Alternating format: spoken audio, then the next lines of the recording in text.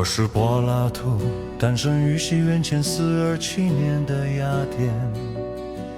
那是派罗本尼撒战争刚结束的年代，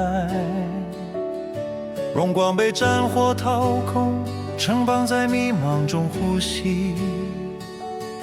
人们在广场上争辩买口才买信仰，而我只想问：什么是真，什么是善？我追随苏格拉底，看他以灵魂对话世界。当他被错误的判决夺走生命时，我立下誓言，要寻找理性的国度，让光重新降临于人心。在黑暗的洞里，我看见人群被锁，盯着墙上的影子，以为那就是世界。直到我走出洞外，阳光刺痛灵魂，真理不在眼前，而在更高的天，神是太阳，让万物的一存在，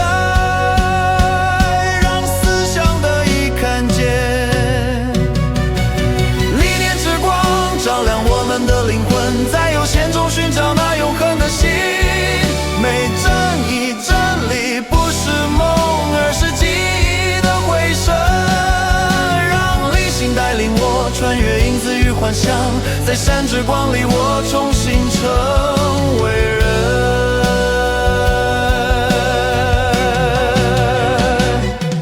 心如驾车人，双马拉车，有一匹奔向荣耀，一匹沉入欲望，理性是那双稳定的手。正义不只是法律，是心灵的秩序，是城邦的和声。哲学王不为权力而统治，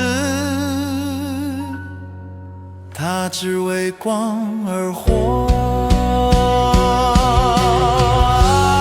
爱呀，是灵魂的回响之路。我曾在天上见过真理坠入人间后，只剩微光的记忆。学习不是活的，而是想起那被忘却的永恒之美。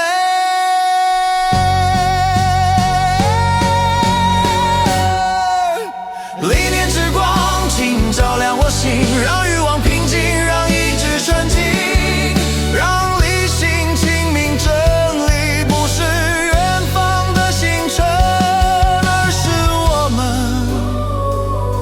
内在的火。柏拉图的歌唱出灵魂的生气，当影子消散，我们终将见到